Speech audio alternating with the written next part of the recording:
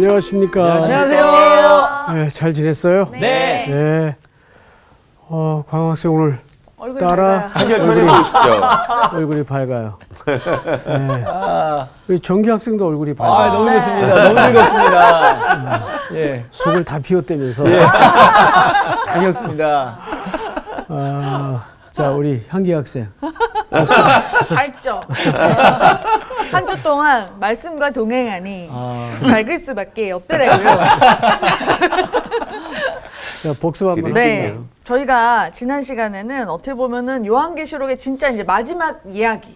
그 뒤에 좀 몇 절이 남았지만 거기는 에필로그고 진짜 실질적인 이제 마지막 이야기를 다뤘는데 거기 시작하면서 그 생명수의 강을 이제 저희가 읽으면서 생명수의 강? 우리가 그냥 생각하는 그냥 뭔가 뭐 생명을 살리고 요렇게만 간단히 생각했었는데 창세기부터 둘러보니까 맞아. 에덴에서 네 갈래로 그 생명의 강이 진짜 전 세계로 뻗어나가고 또 에스겔서를 통해서 그게 그냥 이렇게 단지 물질적인 이런 막 생명의 그 물이 흘러나가는 게 아니라 성전에서 정말 하나님의 말씀과 이런 성령님의 그런 생명의 물줄기가 쫙 퍼져나가면서 이게 지나가면 안 되더라고요. 이 강물이 지나가면 안 되고 지나가면서 저는 되게 왔던 게 적셔야 돼. 왔어. 얘가 적셔져야 돼. 왔어. 그분이 다 왔어. 적셔져서 하나님의 치유가 일어나는. 그래서 심지어 에스겔에서에서는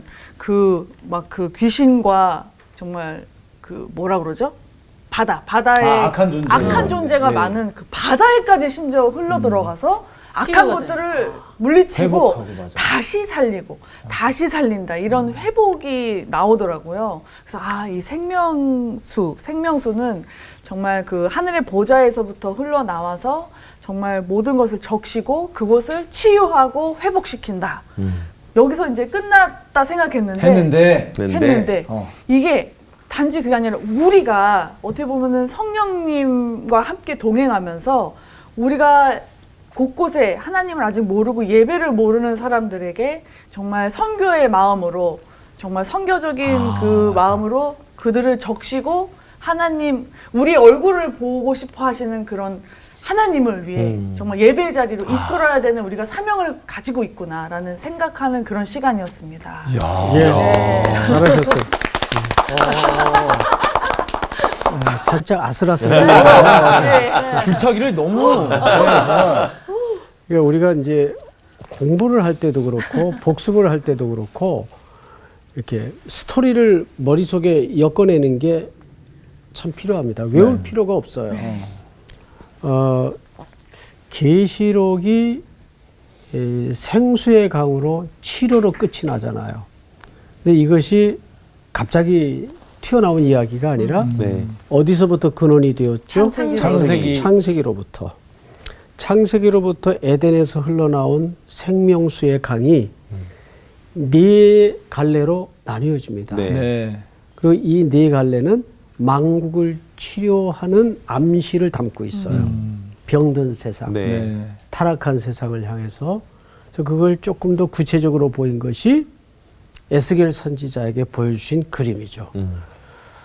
그 성전에 보여진 생수의 강은 치료의 역할을 가지고 있고 정확하게 계시록 22장 1, 2절에 보니까 보여주시는 그 생명수의 강이 바로 만국을 치료하기 위해서 본격적으로 흘러가는 것을 만나게 됩니다.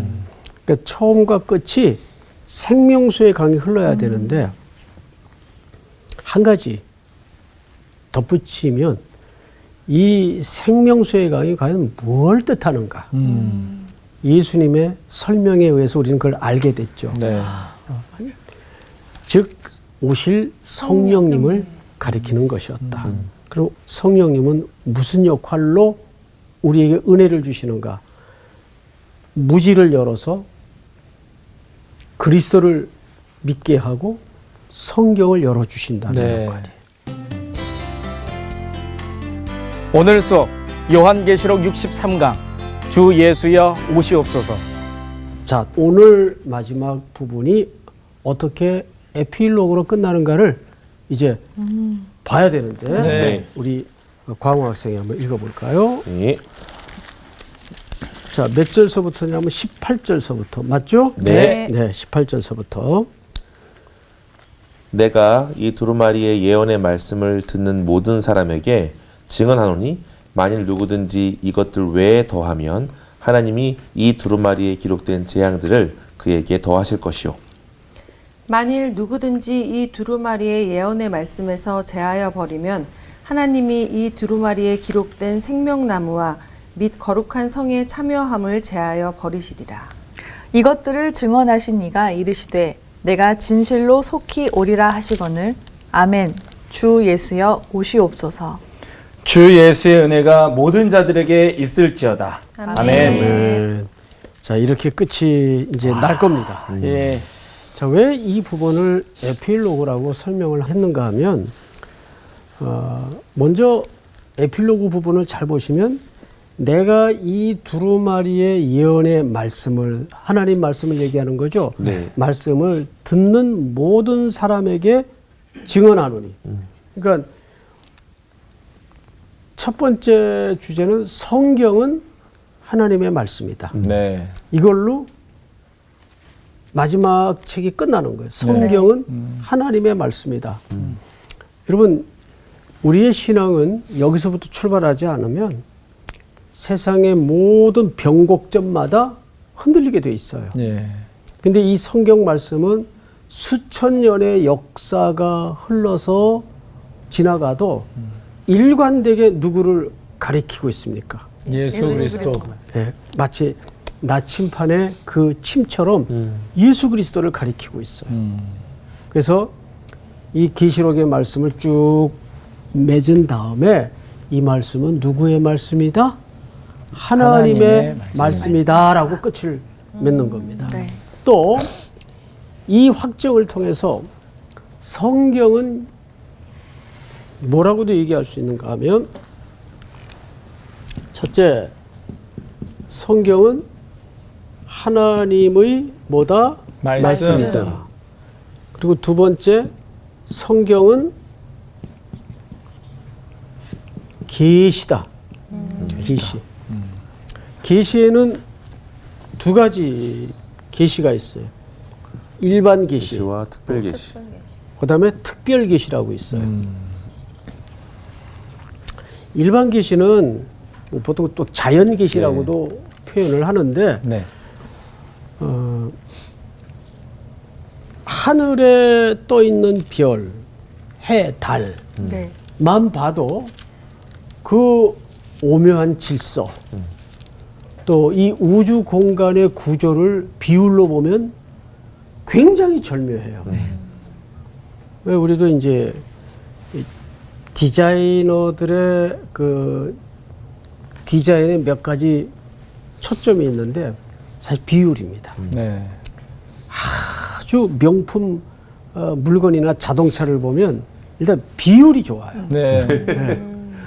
우리도 그렇게 사람을 구할 때 네, 비율이 비율 좋다. 아, 제가 그런 말 진짜 많이 들어요. 그래요? 아, 그래요? 예. 넘어가시죠. 처음 알았어요.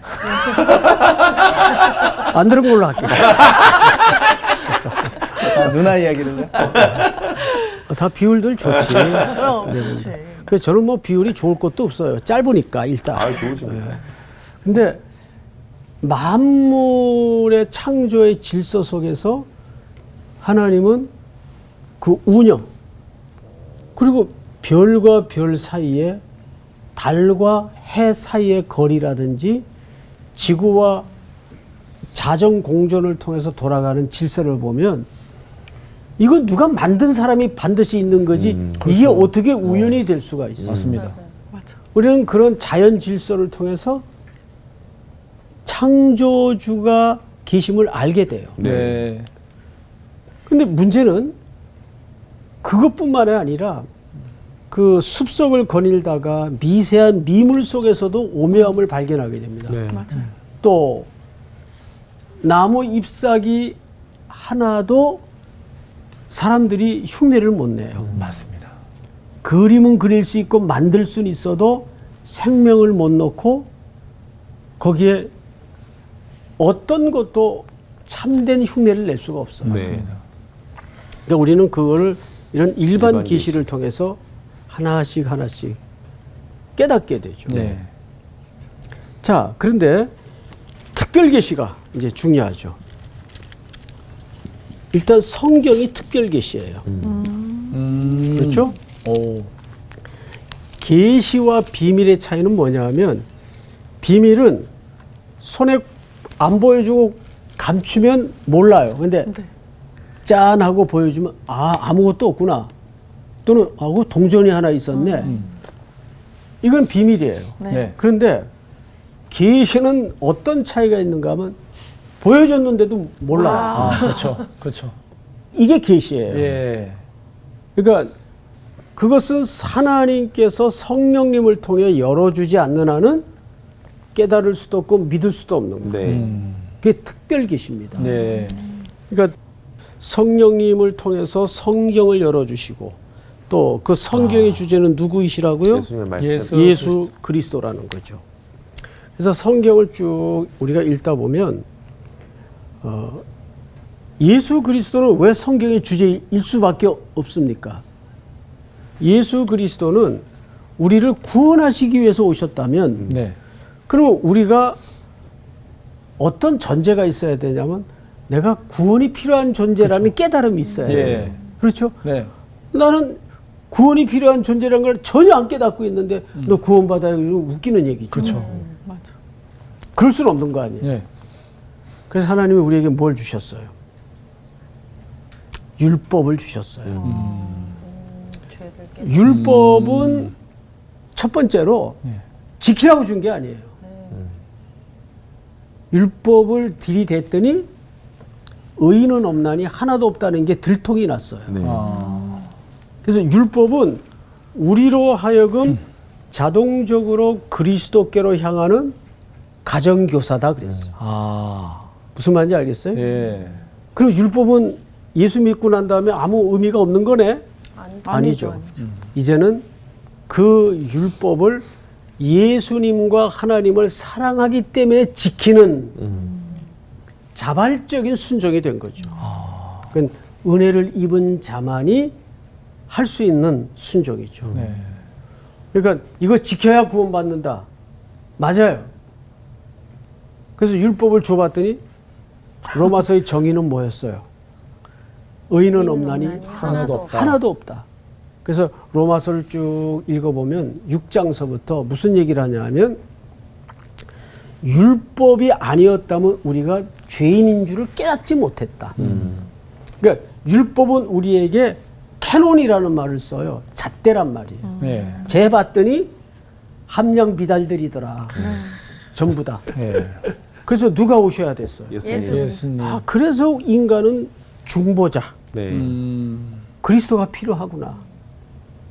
이것이 율법이 갖는 1차적 기능입니다.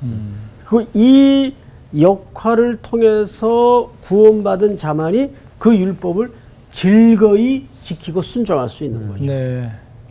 그러니까 순서가 달라요. 자, 그런 의미에서 성경은 첫 번째 하나님의 말씀이다. 그리고 두 번째는 성경은 계시다. 계시 중에는 일반 계시가 있고 특별 계시가 있는데 성경은 하나님의 특별 계시로. 자, 이 계시는 성경이라는 책은 진행 중입니까? 완성되었습니까? 완성되었습니다. 완성되었습니다. 네. 그래서 그 말은 뒤집어 얘기하면 다른 특별 계시는 있을 수 없다. 성경으로 계시는 어떻게 됐다? 완성됐다. 완성되었다. 자, 우리 세계관, 우리 인생관을 가장 기초해야 되는 성경 구절이 뭘까요? 저거 아니에요? 신명기 6장 5절. 그게 뭔데요? 너는 내 마음과 뜻을 다하여 주 너의 하나님을 사랑하라. 하나님이 창세기- 세상을 그러니까 이처럼 사랑하사 요한복음 아, 3장 그렇지. 1절이겠지. 독생자를 창세기 1장 1절입니다. 그렇지. 태초에 하나님이 천지를 천지를 창조하시니라. 창조하시니라. 자, 이 한마디의 질서 속에 서 있지 않으면 다 무너집니다. 그렇잖아요. 가만히 생각해 보세요. 네. 뻔했다. 태초에 하나님이 천지를 창조하시니라. 그치, 아멘. 거기서부터 시작인 거죠. 네, 맞습니다. 이게 사실은 전부를 담아내고 있어요. 하나님의 주권을 인정해야 되고. 맞아요. 그렇잖아요. 로드십이라 그러죠, 보통. 네. 그러니까 창세기 1장 1절의 고백은 시작이자 전부예요. 네. 굉장히 중요한 구조이죠. 우리 그런 의미에서 창세기 1장 1절을 한번 다시 살펴볼까요? 네. 1장 1절. 다 같이 읽습니다. 시작. 태초에 하나님이 천지를 창조하시니라. 이게 다예요. 네. 이 고백 앞에서 머뭇거린다면 그건 가짜입니다. 네. 아. 정확하게. 그래서 이 고백을 할 수 있다면 우리 하나님의 주권을 인정해야 되고 그분의 왕 되심과 그분의 주인 되심을 인정해야 돼요. 그리고 우리 인생사에 돌아가는 세계관, 가치관 모두 여기에 다 걸려 있어요. 네. 그래서 성경은 하나님의 말씀이다. 그 성경은 하나님의 완성된 계시다. 자, 그다음에 이 성경을 깨닫기 위해서 지난 시간 말미에 잠깐 말씀을 드렸는데 어느 분이 필요하세요? 성령님. 그렇죠. 성령님. 그래서 7장에 요한복음 7장에 보시면 생수의 강이 성령님이었고 성령님의 역사를 통해서 우리가 치료되는 거예요. 네. 말씀을 열어서 그 말씀을 고백하게 만들고 풀어서 해석해 주시고 어느 분의 역할이에요? 성령님. 삼위 하나님 중에 성령님의 역할이에요. 생각을 해보시라고요. 우리 가끔 이제 유명한 책들이 출판되면 큰 서점에서 가끔 그 저자와의 대화라는 시간이 있어요. 네. 네. 그럼 내가 그 책을 읽었는데 이렇게 느끼고 이렇게 알고 있었어요. 아, 이건 이런 의미겠구나. 근데 저자와 대화를 해보면 내가 초점이 틀렸네. 근데 잘못 알고 있었네. 제일 정확히 그 내용을 풀어줄 수 있는 사람이 누굽니까? 저자. 저자예요. 예. 그 성경의 저자는 누구세요? 하나님. 모든 성경은 하나님의 감동으로 된 것으로. 네. 그리고 우리가 성경을 읽을 때, 말씀을 들을 때 성령님을 그래서 의지해야 된다는 겁니다. 이거 내 이해로 지식으로 깨닫는 것 같지만 절대 그렇게 못합니다. 자, 다음으로 넘어가십시다. 큰 두 번째로는 예수 그리스도께서 오신 이유, 또 다시 오실 이유. 첫 번째 오신 이유는 뭐예요? 우리를 구원하기 위하셔서. 그렇죠. 근데 오늘날 일부, 뭐 많이는 아니지만 일부 기독교에서 마치 기독교가 사회 변혁을 위해서 존재하는 것처럼 또 인간을 착하게 만들기 위해서 인간을 개조하기 위해서 존재하는 것처럼 부분적인 이해만 담고 있는 경우가 가끔 있어요. 네. 그런데 기독교는 우리를 개조하거나 발전시키기 위해서 있는 종교가 아니에요. 네. 우리를 그리스도 안에서 새로운 피조물로 만들기 위해서. 그러니까 사람에게는 고쳐서 쓸 게 없어요. 네. 그거 안 돼요. 안 돼. 뭐 누구를 얘기할 것 없이 날 보면 알잖아요. 날. 예? 그래서 예수님이 십자가에 죽으시면서 우리의 죄를 다 묶어서 같이 죽었어요. 그러니까 내가 그리스도와 함께 못 박힌 존재라는 고백을 가지고 있어야 됩니다. 그래서 그분이 첫 열매가 되셨다는 말은 우리로 하여금 이어지는 소망에 붙여놓기 위해서예요. 네. 우리는 그 다음 열매로 일어날 거예요. 네. 그러니까 우리에게 허락된 구원이 얼마나 놀라운지를 알아야 됩니다. 자, 그러면 다시 성경을 좀 보십시다. 예수 그리스도는 사회 변혁이나 인간을 개선하기 위해서 오신 분이 아니고 구원을 위해서 오셨다. 네. 근데 그 구원을 위해서 오신 걸 알려면 우리가 구원이 필요한 존재인지를 깨달아야 된다. 네. 그래서 뭘 주셨다고요? 율법. 율법을 주셨어요. 우리 이 부분은 한번 중요하니까 로마서를 찾읍시다. 로마서 6장을 열어보세요. 로마서 다 찾으셨나요? 네. 1절 그런즉 우리가 무슨 말을 하리요? 은혜를 더하려고 죄에 거하겠느냐? 그럴 수 없느니라. 죄에 대하여 죽은 우리가 뭐에 대해 죽었다고요? 죄에 대하여 죽은 우리가 어찌 그 가운데 더 살리요? 3절 다 같이 시작. 무릇 그리스도 예수와 합하여 세례를 받은 우리는 그의 죽으심과 합하여 세례를 받은 줄을 알지 못하느냐. 세례라는 게 뭐죠? 물에 담갔다가 건져내는 거 아니에요? 네. 물에 담그는 건 뭐예요? 옛것에 대해서 죽은 거예요. 네. 다시 일으키는 건 뭐예요? 그 죽음에서 다시 살아나는. 네. 그래서 죽음과 부활이 공존하는 현장이 세례예요. 네. 그러니까 옛것에 대해서는 죽는 세레머니예요. 네. 그리고 새로운 그리스도의 부활과 함께 우리는 거기에 붙여지는 네. 거죠. 그 얘기를 하는 겁니다. 4절 그러므로 우리가 그의 죽으심과 합하여 세례를 받음으로 그와 함께 장사되었나니 이는 아버지의 영광으로 말미암아 그리스도를 죽은 자 가운데에서 살리심과 같이 우리로 또한 새 생명 가운데에서 뭐하게 하려 하십니까? 행하게 하려 하십니다. 자, 여러분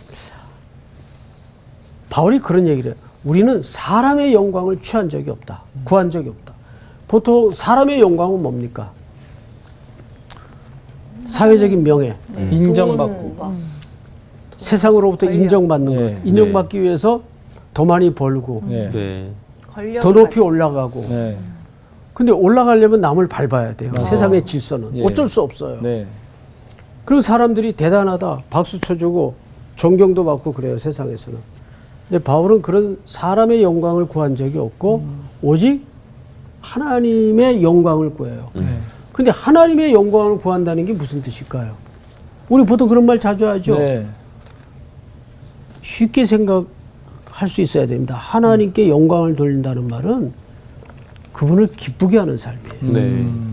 자, 내가 누군가를 사랑하면 그 사랑하는 사람을 어떻게 하고 싶어요? 기쁘게. 기쁘게 해요. 기쁘게 하고 싶죠. 네. 그게 하나님을 사랑하면 하나님이 좋아하시는 것을 해드리고 싶어. 해드려서 그분을 기쁘게 맞아요. 네. 하고 싶은 거예요. 네. 그러니까 하나님이 기쁘게 여기시는 게 뭘까요? 광호 학생. 친밀한 관계? 그것도 중요한 주제입니다. 하나님 앞에 의존된 삶. 의존돼서 비슷한 표현인데. 수희 학생. 하나님만 바라보는 거. 하나님만 바라는 것. 정규 학생. 딴 눈 팔지 않는 거. 하나님의 시선이 머무는 곳에 시선을 두려하는 삶. 그럼 하나님의 시선이 머무는 곳이 어딜까요?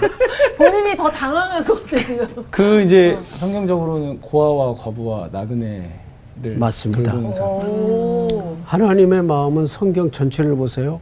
항상 약한 자에 머물러 있어요. 네. 그리고 잃어버린 자에 머물러 있고. 네. 그래서 그것을 교회가 하나님의 시선을 가지고 찾아야 돼요. 네. 그러면 하나님이 옆에서 발을 동동 구르시면서 얼마나 좋아하실까? 얼마나 기뻐하실까? 그게 뭐죠? 하나님께 영광을 돌리는 삶. 그분을 섬기는 예배. 네. 그런 삶이 되었으면 좋겠어요. 네. 예. 여러분들은 왜 아멘 안 하세요? 아멘. 예. 그래서 우리가 이 땅에 주님 다시 오실 때까지 얼마나 머물지는 주님만이 아실 텐데, 이제 후기에 보면, 에필로그에 보면 그 의미들이 사실 등장을 합니다. 네. 우리가 어떻게 하나님을 기쁘게 할까? 그럼 그분이 제일 좋아하는 걸 해드리면 돼요. 네. 네. 자기 열광적인 마음으로 종교적 행위를 했다고 그분이 기뻐하지 않아요. 로마서에 뭐라 그랬어요? 너희가 하나님께 열심은 있으나 지식을 쫓은 것이 아니니라. 야, 내가 언제 그거 원했냐? 너 주소가 틀렸다. 이런 말 할 수 있어요. 시컨 그렇게 살아냈는데 이제 그 얘기를 이제 계시록에서 어떻게 하는가 잘 보세요. 18절. 내가 이 두루마리의 예언의 말씀을 듣는 모든 사람에게 증언하노니 만일 누구든지 이것들 외에 더하면, 여기 더한다는 말은 말씀에 자꾸 덧붙이는 자기 해석들, 자기 주장들을 만들게 됩니다. 네. 요즘도 그런 경우들 많잖아요. 네. 뭐 마태복음 후서도 만들고 실제 그런 신사도행전 뭐 이런 거. 시도들이 있어요. 자, 그런데 성경은 어떻게 얘기하는가를 잘 보십시다. 10절로 올라갔어요. 10절을 한번 볼까요? 또 내게 말하되 이 두루마리의 예언의 말씀을 임봉하지 말라. 때가 가까우니라. 불의를 행하는 자는 그대로 불의를 행하고 더러운 자는 그대로 더럽고 의로운 자는 그대로 의를 행하고 거룩한 자는 그대로 거룩하게 하라. 보라, 내가 속히 오리니 내가 줄 상이 내게 있어 각 사람에게 그가 행한 대로 갚아주리라. 그가 어떻게 한 대로 갚아주요? 행한 대로. 네, 여러분 여기서 불의라는 주제가 나. 불의. 그다음에 의로움. 근데 성경은 행한 대로 갚겠다 그래요. 그럼 우리가 얼핏 생각할 때 뭐 시큰 은혜로만 구원을 얻는다 그래 놓고는 결국은 끝에 가서 행위 구원을 얘기하는 거 아니냐. 예? 말 내용을 보면 맞아요. 그래서 여러분들이 성경 전체에서 의롭다는 게 무슨 말이고 불의하다는 게 무슨 말인지를 알아야 됩니다. 성경에서 불의는 하나님과의 관계 문제를 얘기해요. 무슨 말인지 알겠죠? 예. 하나님과 관계가 끊어진 걸 더 나아가서 죄라 그래요. 네. 그 불의는 뭐예요? 곧 하나님과의 단절을 얘기합니다. 불의. 하나님과 관계. 의롭다는 말도 같은 개념이에요. 의롭다라는 말은 우리가 행위적으로 의롭다는 말이 아니고 우리의 인생의 기초가, 고백의 기초가 그리스도 위에 집 지은 자로 서 있느냐. 그 얘기를 여기서 네. 하고 싶은 겁니다. 그러니까 결국 우리는 원래 이건 전혀 나랑 관계 없었던 영역이 아니에요. 원래 우리 여기 있었어요. 불의한 자였어. 근데 일로 건너온 가장 중요한 이유는 뭐죠? 성전이신 그리스도. 예수 그리스도. 그리스도의 뭐로? 피로. 여러분, 그래서 성경이 에필로그 부분에서 뭐라고 얘기하는가를 잘 보세요.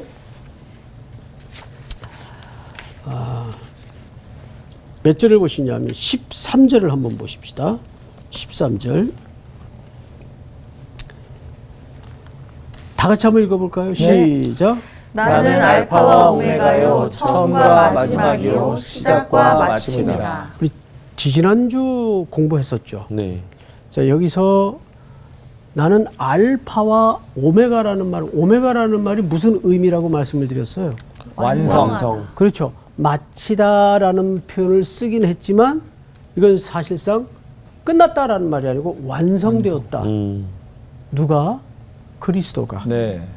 자, 그러면 예수 그리스도께서 누구를 완성하셨다는 의미일까요? 교회를. 그렇죠. 우리를 완성하셨다는 의미입니다. 생각을 해보십시오. 우리는 원래 불의한 자리에 있었어요. 네. 네. 근데 그분이 어떻게 완성하셨나요? 대속의 제물로 자기의 전 존재를 피프라스코 팔아서 완성하셨어요. 그게 그리스도께서 이 땅에 오셔서 하신 가장 중요한 사역이었습니다. 네. 왜 우리는 고쳐서 안 되니까 같이 죽은 거예요. 여기에 우리는 할 말이 있을까요? 그 성경을 다시 보십시다. 14절. 자기 두루마기를 빠는 자들은 복이 있으니 성도들이 입은 두루마리 색깔이 앞에 배운 바에 의하면 무슨 색깔이었어요? 흰 색깔이었어요. 흰색. 근데 어떻게 흰색의 옷을 우리가 입게 되었을까? 보혈의 피로 빨았어요. 네. 네. 예수님이 흘려주신 그 대속의 피로 우리의 얼룩진 누추한 옷을 깨끗게 하셨습니다. 네. 네. 그래서 14절을 읽어보면 자기 두루마기를 빠는 자들은 복이 있으니 이는 그들이 생명나무에 나아가며 문들을 통하여 성에 들어갈 권세를 받으려 함이로다. 그래서 여러분 우리가 앞에 배운 내용에 의하면 흰옷 입은 성도들이 어린 양과 함께 천상에서 예배를 드리죠. 네. 그 성에 들어갈 자격을 이미 보혈의 피로 그거 외에는 우리에게 자격이 없어요. 예수의 공로 외에는 자격이 없어요. 네. 그 다음에 오늘 중요한 주제 하나가 뭐냐면 20절을 보십시다. 이것들을 증언하시니가 이르시되 내가 진실로 속히 오리라 하시거늘 아멘 주 예수여 오시옵소서. 자 여러분 20절이 어떻게 끝이 나냐면 대화 형식으로 끝이 나요. 네. 그죠? 네. 이거 중요합니다. 이것들을 증언하시니가 이르시되 내가 진실로 속히 오리라 이렇게 얘기를 했어요. 그랬더니 이 이야기를 듣는 청중이 뭐라고 대답을 해요. 아멘 주 예수여 오시옵소서. 그런데 시제를 보면 과거형입니까? 현재형입니까? 미래형입니까? 미래요. 미래죠. 미래. 미래요. 현재형이죠. 현재인데? 문법이 현재형으로 돼 있어요. 그러면 이 시제가 왜 중요할까? 이건 요한계시록을 끝맺는 독자들의 입장에서 매우 중요한 관점입니다. 지금 매일 이 시간, 이 순간을 그렇죠. 이렇게 살아야 마지막처럼. 오늘이 주님 오시는 날처럼 네. 이것이 우리 개혁주의 입장에서의 종말관입니다. 네.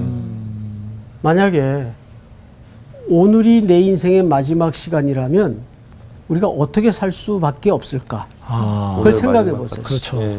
맞아요. 그래서 이것은 마태복음 25장에서 종말을 하나님의 나라로 표현하면서 무슨 비유를 우리에게 쓰냐 하면 열처녀의 비유를 써요. 자, 신랑을 맞으러 열처녀가 나갔어요. 네. 맞죠? 그런데 신랑이 안 와요. 이제나 저제나 오려나 기다리는데 안 와요. 그래서 열처녀 중에 정규학생만 대답했어요. 몇 명이 졸았어요? 5명이요. 자, 정규학생 눈으로 확인을 시켜드릴 테니까 네. 마태복음 25장을 한번 펼치세요. 마태복음 25장. 이것은 오늘 계시록 마지막 이 부분과 일맥상통할 수밖에 없는 중요한 지점입니다. 자, 25장 1절 정규학생 읽으세요. 그때에 천국은 마치 등을 들고 신랑을 맞으러 나간 10처녀와 같다 하리니 그 중에 5은 미련하고 5은 슬기 있는 자라.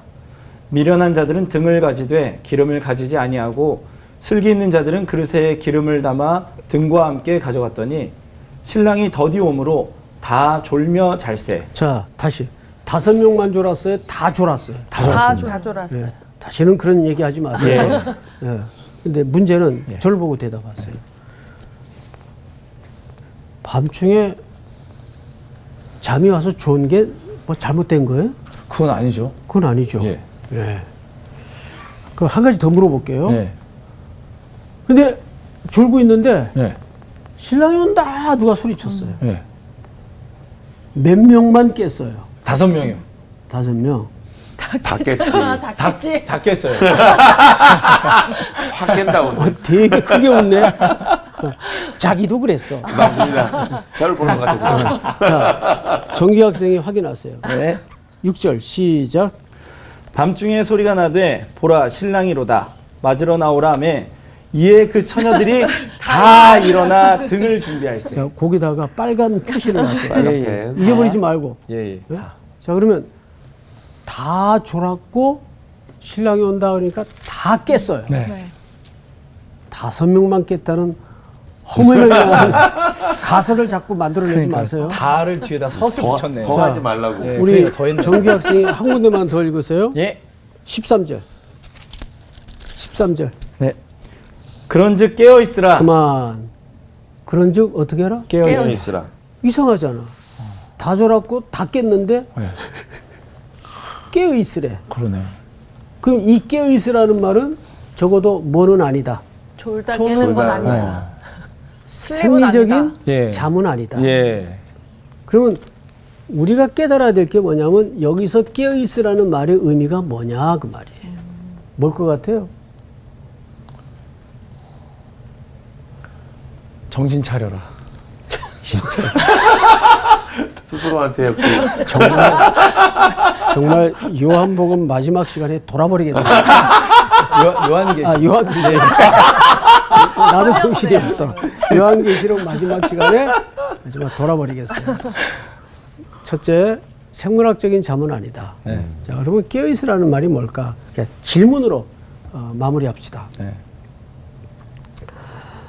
기름은 신랑이 오기 전에 준비하는 겁니까? 온 후에 준비하는 겁니까? 오기 전에 주면. 오기 전에 준비해야죠.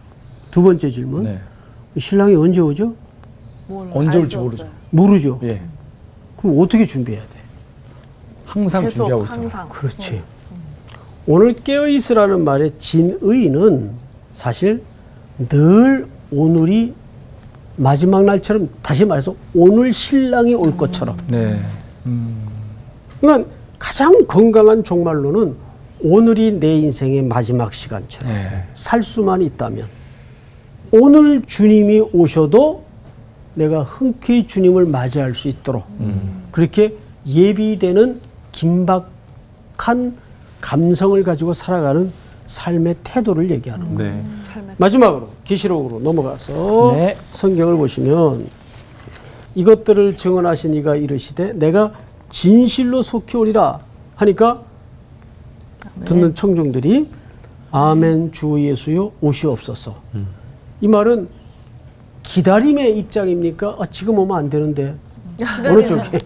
기다리는 거죠. 예. 네. 근데 성도들 가운데도 삶의 태도를 보면 지금 오시면 큰일 날 성도들이 많아요. 아직은 말로. 진짜 메시지 있다. 그렇죠? 예. 지금 오셔도. 예. 그러니까 항상 아. 예수님이 오늘 오시려나 기다리는 마음으로 살아야 돼요. 이것이 종말의 긴박감을 우리가 잃어버려서는 안 된다는 의미예요. 아멘 주 예수여 오시옵소서.